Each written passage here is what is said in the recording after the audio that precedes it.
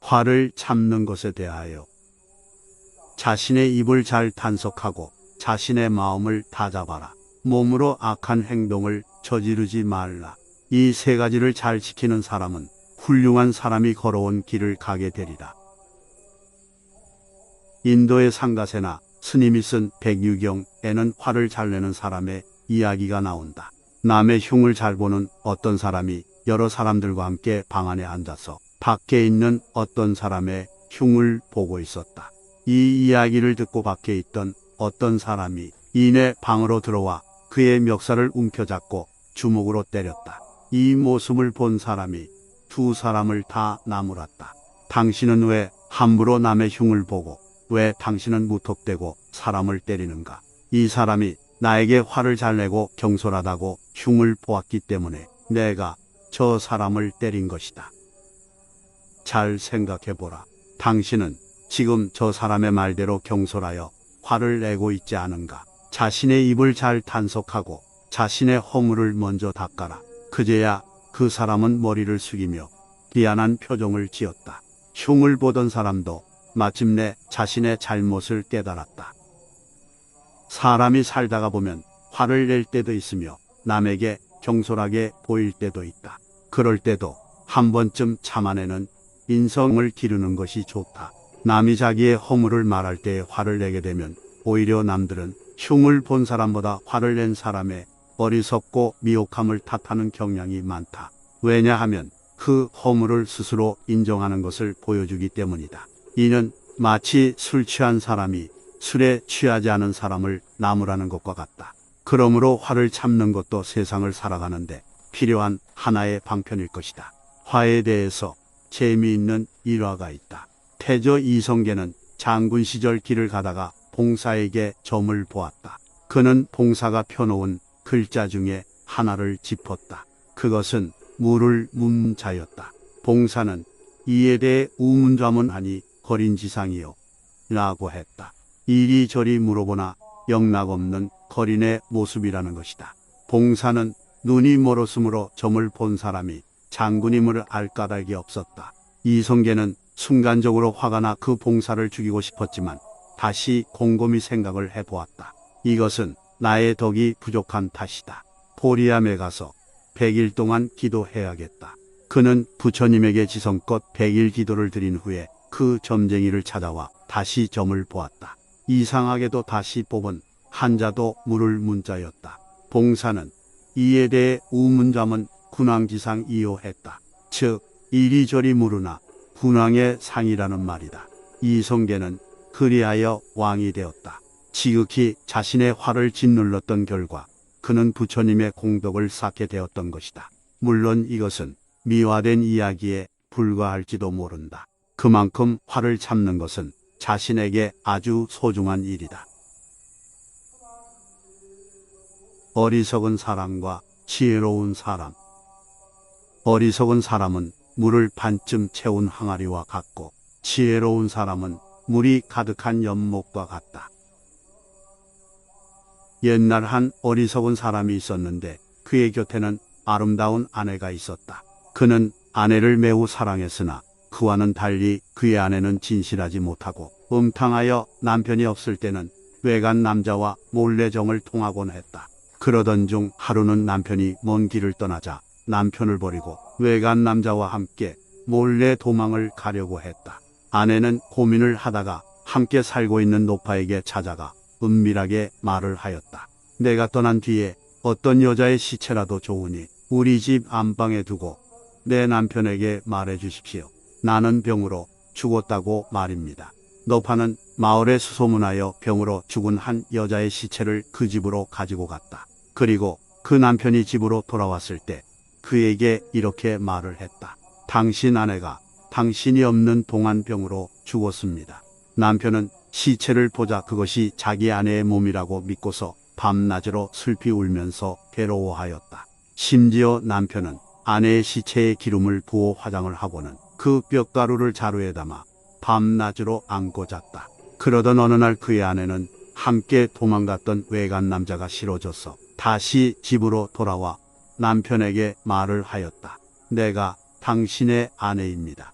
그러나 남편은 죽었다는 아내가 돌아왔지만 뜻밖에도 조금도 놀라지 않았다. 그리고 이렇게 말을 하였다. 내 아내는 벌써 죽었다. 너는 누구인데 나에게 내 아내라고 거짓말을 하는가? 아내는 간곡하게 2번, 3번 거듭 말했으나 남편은 끝까지 그녀를 믿지 않았다. 이것은 어진 남편과 음탕한 한 아내의 이야기이다. 진실한 것을 진실이라고 받아들이는 데는 그만이 지니는 충분한 가치가 있어야 한다. 어떤 거짓도 도가 넘치면 그것이 진실이 되고 마는 것처럼 말이다. 이는 자신의 욕심을 채우기 위해 남을 희생시키면 도리어 자신이 해를 입게 된다는 이치와 같다. 이것은 마치 어리석은 사람들이 다른 사람의 삿된 말을 믿고 마음이 미혹하여 그것을 진실 그대로 믿는 것과 다름이 없다. 아내가 자신의 잘못을 뒤늦게나마 깨우치게 한 어리석은 사람의 이야기는 법의 진리를 구하는 대중들에게 뜻하는 바가 크다. 마음이 탐욕으로 물든 사람은 즐거움을 얻을 수 없으며 어리석음으로 뒤덮인 사람은 아는 것이 순수하지 못하다. 그러므로 탐욕을 버리면 마음이 자유로워지며 어리석음을 벗어나면 아는 것이 모두 자유로워진다는 이치와 같다. 이것이 자바 함경의 가르침이다. 자신을 잘 다룰 때 비로소 자기라는 주인을 얻게 된다. 나야말로 나의 주인인데 어떤 주인이 따로 있을까? 자신을 잘 다룰 때 세상에서 얻기 힘든 자기라는 주인을 얻게 된다. 어떤 상인이 남에게 돈 반푼을 빌렸는데 오랫동안 갚지를 못하였다. 그는 고민을 하다가 단돈 반푼의 빚을 갚기 위해 먼 길을 떠났다. 어쩌면 극히 작은 반푼의 돈 때문에 그에겐 너무나 중요한 신의와 명예를 잃을 수도 있다는 생각이 들었기 때문이다. 그가 가는 앞길에는 큰 강이 있었다. 그는 강을 건너가는 배사크로 2냥을 주어야 했다. 그런데 그마저도 돈을 갚을 사람을 만나지 못하고 돌아와야만 했다. 그는 강을 건너기 위해 쓴 2냥과 돌아오기 위해 쓴 2냥, 반푼의 돈을 갚기 위해 4냥의 돈을 쓰고야 말았다. 이 같은 사연을 들은 사람들은 그를 어리석은 사람이라 조롱했다. 그러나 그는 끝까지 자신의 신념을 굽히지 않았다. 이것은 백유경에 나온 빚진 사람에 대한 이야기다. 이 같은 이야기를 두고 우리는 2가지의 견해를 가질 수 있다. 비록 적은 돈이지만 신의를 잃지 않으려면 많은 손해를 감수하더라도 갚아야 한다는 견해와 지금 당장 갚지 않고 그 사람을 만날 수 있을 때 갚아도 된다는 견해이다. 양자 모두 어떠한 일이 있어도 갚아야 한다는 견해는 같다. 사람이 살아가는 데는 인간적인 도리와 함께 삶에 중요한 법칙이 존재한다. 사람이 태어나 성장하면서 가져야 할 것은 정직한 마음, 신의를 지키는 마음, 남에게 해를 끼치지 않는 마음, 남의 부인을 탐하지 않는 마음, 어리석음을 구하지 않는 마음 등이다. 반푼의 돈을 갚기 위해 4냥의 돈을 쓰는 것은 남에게 해를 끼칠 수 없다는 신의와 믿음이 작용하였기 때문이다. 물론 다른 이들이 볼 때는 어리석은 행동에 지나지 않을 수도 있지만 따지고 보면 결코 그렇지 않다. 반푼의 돈을 갚는 행위는 신의 믿음, 은혜 등을 소중히 생각하는 행동이기 때문이다. 남이 보기에 그 행동이 어리석다는 것은 중요한 일이 아니다. 만일 돈을 구워준 사람이 이 같은 사실을 알게 된다면 2 사람의 신의는 더욱 굳어질 것이 확실하기 때문이다. 세상을 살아가는데 필요한 이치도 이와 같다. 작은 명예와 이익을 구하기 위해 더 큰 손실을 보게 되는 일이 많은 세상이다. 그렇기에 아무리 작은 일이라 할지라도 최선을 다하고 예의를 갖추는 것이 큰 사람의 도리이다. 세상에는 3가지 헛된 가르침이 있으니 사람의 운명은 타고나는 것이며 그것은 신의 뜻이며 모든 것에는 아무런 원인이 없다는 것이 그것이다. 미련한 자가 있었다. 그는 너무나 어리석어서 아무것도 아는 것이 없었다. 그러던 어느 날 그는 어느 부잣집에 가서 3층 누각을 보았다. 아주 높고 밝으며 웅장하고 화려하기 그지없었다. 그는 그 3층 누각이 부러운 나머지 이런 생각을 했다. 내가 가진 재물은 저 사람보다 절대로 뒤지지 않는다. 그런데 나는 왜 이제껏 이렇게 멋있는 누각을 짓지 않았던가? 그리고 그는 마을에서 가장 뛰어난 목수를 불러 물었다. 자네는 저 집에 아름다운 3층 누각처럼 집을 지을 수 있겠는가? 그 3층 누각은 바로 제가 지은 것입니다. 목수가 대답했다. 그렇다면 많은 보수를 주겠으니 지금 나를 위해 누각을 지어라. 목수는 곧 땅을 고르고 나무를 깎아 벽돌을 쌓고 누각을 지었다. 그 모습을 보자 미련한 사람은 의욕이 생겨 목수에게 다시 물었다. 어떤 집을 지으려 하는가? 목수가 대답을 하였다. 3층 집을 지으려 합니다. 허허, 나는 아래 2층은 가지고 싶지 않다. 제일 먼저 3층부터 지어라. 목수는 어찌 그리 미련하십니까? 아래층을 짓지 않고 어떻게 둘째 층을 지을 수 있으며 둘째 층을 짓지 않고 어떻게 셋째 층을 지을 수가 있겠습니까? 그러나 미련한 사람은 끝까지 고집을 피웠다. 지금 내게 필요한 것은 3층뿐이다. 맨 위층을 먼저 지으라. 목수는 그 소리를 듣자마자 짐을 챙기고 그 집을 떠나고 말았다. 이 모습을 본 많은 사람들은 모두 비웃으면서 말하였다. 미련한 사람, 어떻게 맨 아래층을 짓지 않고서 위층을 지을 수 있겠는가? 이 이야기는 불교의 삼보에 대한 이야기이다. 삼보란 불보, 법보, 승보를 일컫는다. 불보는 부처님에 대한 우리의 영적인 수행과 연결시켜 깨달음으로 향하는 것을 말하는데 곧 어떤 고통으로부터 벗어나 기쁨을 얻는 것을 말한다. 법보란 무지로부터 벗어나 깨달음으로 들어가는 것을 말하며 수행을 열심히 하면 지혜는 자연스럽게 얻어지는 하나의 과정이다. 승보는 불도를 실천해 나가는 윤리적 측면을 말하는데 부처님의 법을 통해 바른 삶을 닦는 것을 말한다. 부처님의 제자가 이 세 가지를 실천하지 않고 남을 시기하며 게으름을 피우고도 깨달음을 구하는 것에 기유한 내용이다. 바꾸어 말하면 부처님의 제자가 법을 구하는 데 있어 지금 세 가지 모두는 필요가 없으며 오직 아라한의 결과만을 얻고 싶어 하는 것과 같기 때문이다. 마치 세상 사람들의 비웃음을 받는 저 어리석은 부자와 다름이 없다. 진실이 담긴 한마디가 훨씬 뛰어난 말이다. 쓸모없이 늘어놓는 말보다 들으면 마음이 가라앉는 진정한 한마디의 말이 훨씬 뛰어난 말이다. 부처님이 나자가하의 중림정사에 있을 때였다. 때늦은 어느 오후 공양을 위해 식당에 비구들이 모여 앉아 이야기를 나누고 있었다. 이날의 화제는 전쟁과 정치였다가 나중에는 재물과 도둑질에 관한 것으로 바뀌었다. 급기야는 일과 가사에 관한 이야기를 하다가 마침내는 남녀의 사랑 이야기로 번져갔다. 무려 서너 시간이 지나도록 잡담은 그칠 줄을 몰랐다. 이때 부처님은 식당 건너편에 있는 나무 아래서 조용히 명상을 하고 있었다. 부처님은 비구들의 잡담이 그칠 줄을 모르자 그들 곁으로 가서 말을 했다. 그대들은 지금 무슨 얘기를 그렇게 재미있게 나누고 있는가? 비구들은 부처님께 그동안 나눈 이야기를 자세하게 아뢰었다. 그러자 부처님은 비구들을 나무라지 않고 조용하고 진지하게 타일렀다. 수행하는 사람들이 어찌 그런 일에 시간을 허비하는가? 아무리 많은 이야기를 나눈다고 해도 바른 이치를 깨닫는 데는 아무런 도움이 되지 못한다. 열반이란 그런 잡담에서 오는 것이 아니다. 그러므로 수행하는 사람은 언제나 진리를 깨닫고 열반에 이르는데 도움이 되는 담을 나누어야 한다. 그렇지 않으면 차라리 침묵하는 것이 좋다. 부처님의 이야기를 들은 비구들은 각자의 처소로 돌아갔다. 이 이야기는 자마함 논설경에 있는 부처님의 설법이다. 말이란 그 사람이 가진 생각과 사상에 옷을 입히는 것이라고 한다. 그러므로 말을 들어보면 우리는 그 사람의 사상의 깊고 얕음을 쉽게 예견할 수 있다.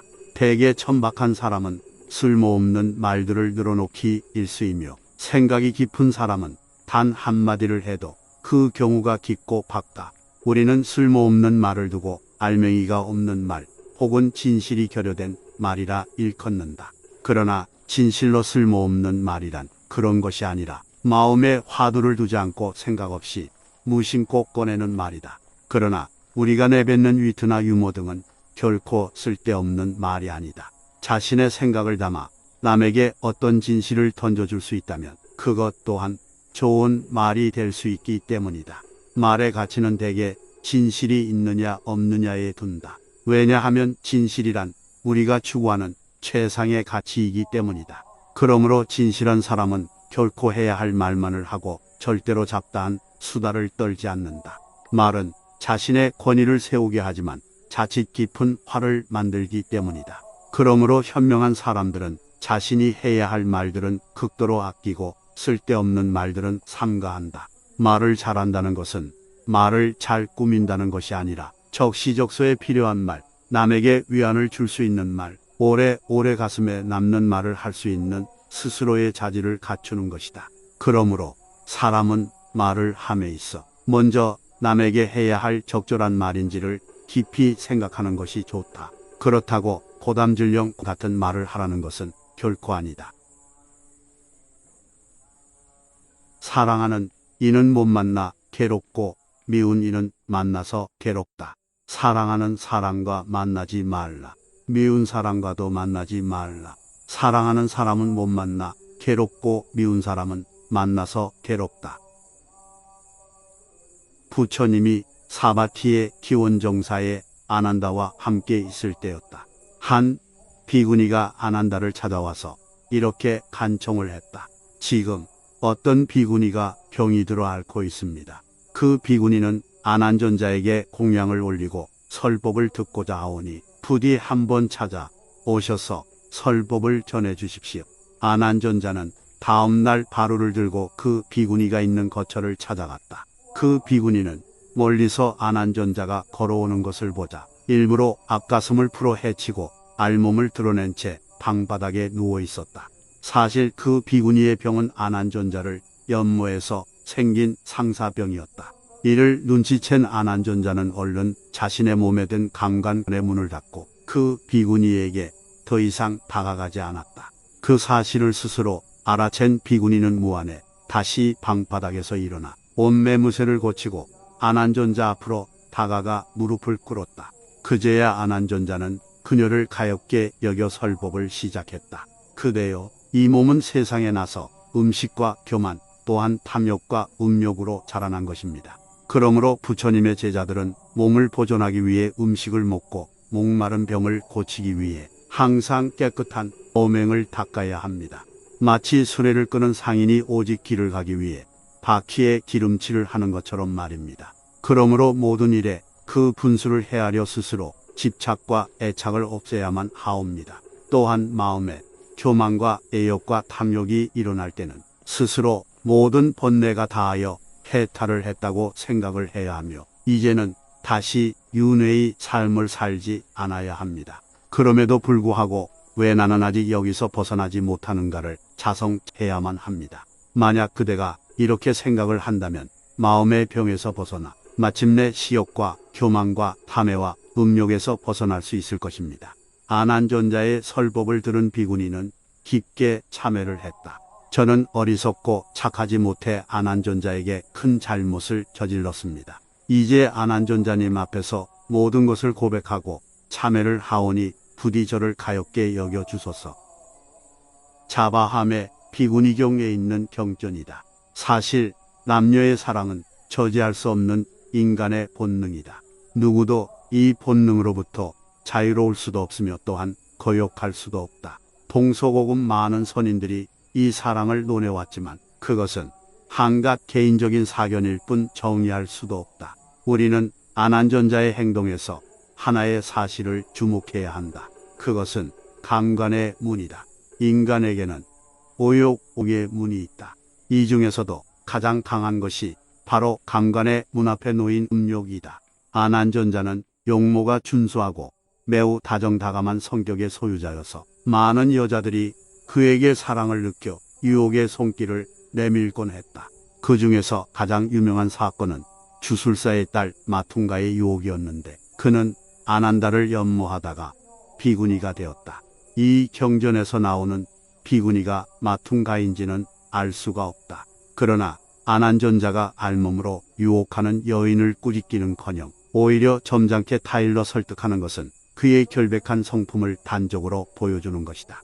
여기에서 우리는 간과할 수 없는 하나의 이치를 발견할 수 있다. 사실 부처님은 남녀의 애욕을 끊으라고 한 것이 아니라는 점이다. 사랑하는 사람도 만나지 말고 미워하는 사람도 만나지 말라. 고 하신 말씀의 이면에는 헌신적인 사랑을 할 수 없다면 사랑을 하지 말라는 깊은 뜻이 숨겨져 있기 때문이다. 그럼 부처님이 말씀하시는 진실한 사랑이란 무엇일까? 그것은 증오와 미움이 섞이지 않은 참된 사랑을 뜻한다. 참된 사랑에는 어떤 대가가 따르지 않는다. 죄를 지었으면 감추지 말아야 한다. 만약 죄를 지었으면 감추지 말아야 한다. 감추지 않으면 죄가 가벼워지고 부끄러움을 느끼면 그 죄악 자체가 소멸돼 버리고 만다. 어느 날 부처님께서 대중들과 함께 법당에 앉아 계셨다. 그런데 밤이 다 지나도록 부처님은 미동도 하지 않으신 채로 대중들에게 계율을 설하지도 않고 묵묵히 앉아만 계셨다. 이때 부처님의 제자인 목련이 부처님의 마음을 헤아렸다. 우리 대중들에게 부처님이 계율을 설법하지 않으신 것을 보면 분명 이 안에 계율을 범한 자가 있을 것이다. 목련은 자리에서 일어나 대중들을 둘러보았다. 그리고 그 중에서 계율을 범한 이를 발견하여 그에게 다가가 이렇게 말을 하였다. 여보시오, 어서 이 자리에서 일어나 떠나시오. 부처님께서는 당신이 계율을 범하였음을 아셨소. 이 자리에 있지 말고 어서 나가시오. 목련은 그의 팔을 끌어 문 밖으로 쫓아낸 뒤에 부처님에게 아뢰었다. 대중들은 이제 티 없이 깨끗해졌습니다. 이제 부처님께서는 저희들에게 계를 설하여 주십시오. 그러자 부처님께서는 목련에게 이렇게 말씀하셨다.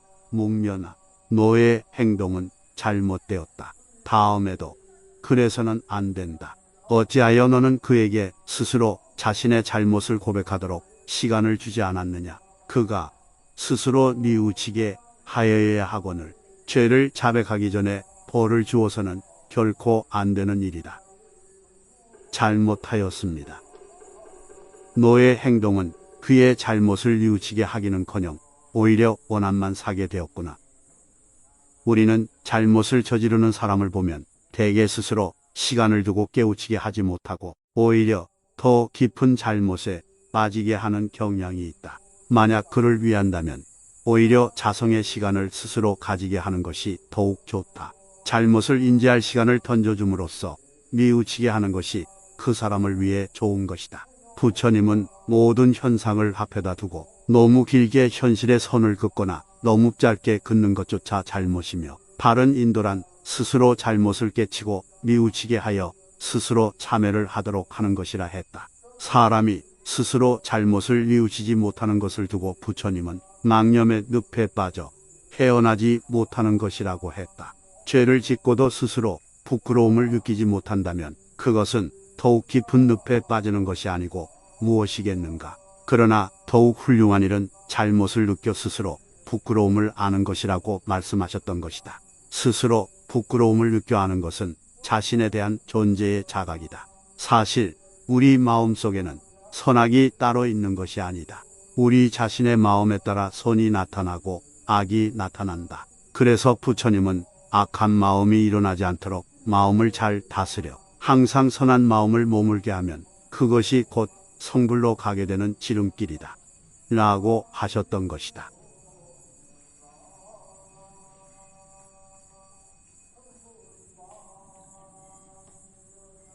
입을 조심하고 남에게 피해를 주지 말라. 마음을 다스려 입을 조심하고 남에게 피해를 주지 말라. 이 세 가지를 실천하면 큰 복을 얻는다. 말을 잘하는 사람을 두고 우리는 그에 대해 신뢰를 하지 않은 경향이 있다. 말에는 우리가 모르는 늪이 있으며 가시가 있기 때문이다. 사람이 내뱉는 수많은 말들 중에 진정으로 옳은 말은 사실 얼마 되지 않는다. 때로는 침묵이 미덕일 때도 있다. 그렇다고 무조건 침묵만을 하라는 것은 더더욱 아니다. 가려서 생각하고 가려서 하는 말은 그 말에 대한 가치와 순도를 높이기 때문이다. 말하기를 좋아하는 왕이 있었다. 그 왕은 입만 열면 그 옆에 있는 신하들은 단 한마디도 말할 시간적인 여유를 주지 않았다. 이런 모습을 옆에서 지켜본 왕의 스승이 있었다. 그는 어떻게 하면 왕의 저 버릇을 고칠 수 있을까를 고민하고 있었다. 그러던 어느 날이었다. 왕이 산책을 하고 있었는데 난데없이 지붕 위에서 거북이 한 마리가 궁전의 뜰로 떨어졌던 것이다. 왕이 그것을 보고 그의 스승에게 물었다. 스승님, 하늘에서 거북이 한 마리가 떨어졌습니다. 어떤 연유입니까? 왕의 스승은 골똘히 생각을 하다가 갑자기 자신의 무릎을 딱 쳤다. 옳더니 이 기회가 바로 왕의 버릇을 고쳐주어야 할 때다. 지혜로운 스승은 조리 있고 사려 깊게 궁전에 거북이가 떨어진 연유에 대해 설명을 하기 시작했다. 왕이시여, 이 거북이는 하늘을 나는 백조와 친구였습니다. 그런데 거북이는 늘 하늘을 나는 백조가 부러워서 자신도 하늘을 날고 싶다고 하였습니다. 그런 거북이의 간절한 소원을 듣자 백조는 거북이에게 저 높은 히말라야 산까지 데려다 주겠다며 약속을 하였습니다. 그리고는 거북이의 입에 막대기를 물린 다음 그 양끝을 두 마리의 백조가 잡고 하늘로 날아올랐습니다. 그런데 기분이 너무 좋았던 거북이는 혼자 무슨 말로 중얼거리다가 그만 입에 물고 있던 막대기를 놓아버리고 말았습니다. 그리고 거북이는 지상으로 떨어지고 말았습니다. 바로 이 거북이가 그 거북이입니다. 왕이시여, 이렇듯이 지나치게 말이 많은 사람은 언젠가 스스로 불행의 늪에 빠지게 되는 것입니다. 스승의 말을 들은 왕은 그제야 그 뜻을 알아차리고 지나친 말을 삼가게 되었다고 한다. 우리는 세상을 살면서 너무 많은 말을 하며 살아가는 것은 아닌지 생각해 보아야 한다. 대개 말은 또 다른 말을 낳고 그 말이 시가 되어 좋지 않은 결과를 낳는 것을 우리는 많이 보게 된다.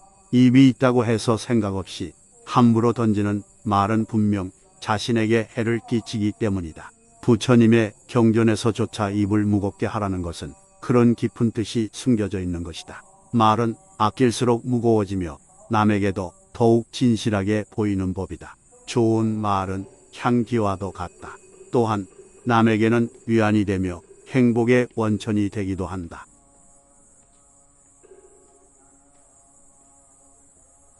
한평생을 헛되이 보내면 두고두고 한이 된다. 상경이 아니면 잠자지 말라. 한평생을 헛되이 보낸다면 두고두고 한이 될 것이다. 부처님은 수행자의 모든 품행과 게으름에 대해 많은 경책을 하셨다. 여기에서 말하는 품은 겉모습을 두고 말한 것이 아니라 비록 가난하더라도 깨끗한 마음을 가지는 것이며, 행은 자신이 생각하는 일이 거짓이 없고 옳다면 당당하게 나아가는 것을 말한다. 이러한 대의를 품은 사람은 항상 해가 뜨나 해가 지나 자신에게 주어진 시간을 잘 다스려야 한다고 했다. 잠에 대한 경책의 말씀은 여러 경전에도 수없이 나오는데 유교경에도 잠으로써 하루하루를 아무런 소득도 없이 헛되이 보내는 것은 수행자로서의 도리가 아니며 세상에 덧없는 불길이 온 세상을 불사르고 있음을 빨리 간파하여 자신을 구제하기 위해서는 항상 깨어 있어야 한다. 고 하였다. 그렇다고 해서 잠을 자지 말라는 것은 더더욱 아니다. 부처님은 어떤 일을 함에 있어 항상 극단적인 것을 배격하고 사려 깊은 행동을 할 것을 강조하셨다. 이것은 마치 검은고 줄이 느슨하면 맑고 청아한 소리가 나지 않듯이 수행자는 몸과 마음을 단정히 하고 매사에 긴장을 풀지 말 것을 강조하셨던 것과 같다. 부처님이 기원정사에 있을 때였다. 한 젊은이가 찾아와 부처님께 이렇게 물었다. 인생에서 실패하는 일을 미리 알 수가 있습니까? 그러면 그것을 피해 갈 수 있을 터인데, 젊은이여, 성공할 것과 실패할 것을 미리 아는 일은 너무도 쉽다. 어찌 그대는 그것을 모르는가? 나쁜 친구를 멀리하고 잡된 것과 술과 여자를 피하고 아내가 정절을 지키고 남편이 아내를 사랑하고 잠을 많이 자지 않고 게으르지 않으면 성공을 한다. 실패는 그 반대의 경우다.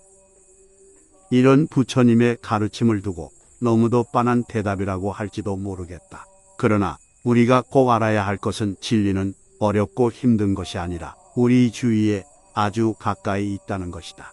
삼경이 아니면 잠을 자지 말라.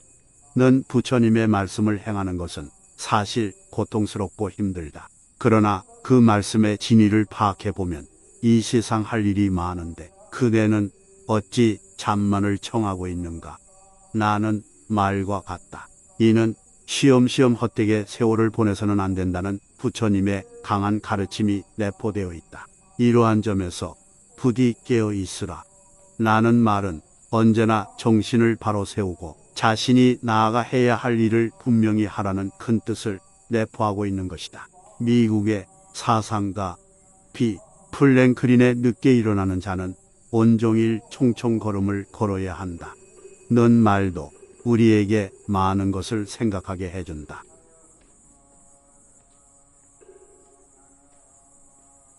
사람에게 중요한 것은 마음을 다스리는 일이다. 육신은 배와 같고 감정은 물과 같다. 물은 능히 배를 가라앉히고 뒤집을 수 있다. 물이 순종하면 배가 뜨고 어긋나면 가라앉는다. 여기에 한 여자가 있다. 그녀는 나이가 30살이며 지금 직장을 다니고 있다. 우리는 그를 두고 사람이라고 부른다. 우리가 부르는 사람이란 대체는 무엇을 말하는가? 나이가 많든 적든, 지식이 많든 적든, 재산이 많든 적든, 여자든 남자든 우리는 그들을 두고 사람이라고 부르는 것이다. 즉 육신이 있고 두 팔과 두 다리와 머리가 있고 지상을 걸어 다니는 동물이 바로 사람인 것이다. 그러나 실은 그렇지 않다. 사람은 육신이 아닌 이성과 감정을 가졌기 때문에 사람이다. 그렇지 않다면 단순한 동물에 지나지 않는다. 왜냐하면 동물도 사람과 똑같은 몸의 구조를 가지고 있기 때문이다. 현대에는 사람의 정의를 두고 권리 의무에는 반드시 귀속자로서 주체가 있어야 하며 그 주체가 곧 사람이다. 라고 한다. 사람은 인이라고 표현한다. 본인, 타인, 매도인, 매수인, 임대인, 임차인, 도급인, 수급인, 위임인, 수임인 등이 그 예이다. 따라서 권리 의무의 주체가 될 수 있는 지위인 권리 능력을 가진 인격체라고도 한다. 우리는 여기에서 인격체에 주목할 수 있다. 인격이란 그 사람이 가진 이성적 판단을 말하기 때문이다. 그러나 그 이성적 판단이 소멸된 사람을 두고 우리는 짐승 같은 사람이라고 한다. 즉 사람에게 중요한 것은 육신이 아니라 바로 그 인격을 좌지우지하는 판단 능력이란 것이다. 일찍이 부처님은 사람을 두고 육근과 육식을 가진 동물이라고 했다. 육근이란 안근, 이근, 비근, 설근, 신근, 의근을 말하며 육식은 이 육근에 따라 인식하는 마음작용, 즉 안식, 이식, 비식, 설식, 신식, 의식을 말한다. 부처님이 우르벨라 지방을 지날 때였다. 그때는 해질 무렵이어서 온천지가 저녁 노을로 불탄 듯하였다. 이것을 보고 부처님이 말씀을 하셨다. 비구들이여, 사람도 저와 같이 불타고 있다. 사람의 무엇이 불타고 있는가? 눈이 타고 인식의 대상인 물질이 타고 있다. 귀가 타고 귀의 인식 대상인 소리가 타고 있다. 코가 타고 코의 인식 대상인 냄새가 타고 혀가 타고 혀의 인식의 대상인 만미이 타고 있다. 몸이 타고 몸의 인식 대상인 감촉이 타고 있다. 의식이 타고 의식의 인식 대상인 생각이 타고 있다. 이것은 무엇 때문에 타고 있는 것인가? 이것은 인간의 탐욕, 성냄, 어리석음 때문에 타고 있는 것이다. 부처님은 인간의 몸이 생로병사의 끝자락에서 헤매는 것은 탐욕, 성냄, 어리석음, 이 삼독 때문이며 이것이 사람이라고 했다. 신은 단순하게 감정을 조절하는 역할을 할 뿐 진정한 사람이 아니라는 말과 같다. 우리는 세상을 살면서 오직 편안한 육신을 위해 남에게 나쁜 일을 하거나 거짓말을 하거나 남을 해친 적은 없는가? 한 번쯤 자성의 시간을 가져보는 것도 좋다. 스스로 자신의 감정을 제어하고 자신의 마음을 다스리는 것은 육신이라는 급한 감정의 물결에 좌처당하지 않는 지름길이 되는 것이다. 그러므로 플루타르코스 영웅전에 나오는 말을 되새겨보는 것도 좋은 수양이 될 것 같다.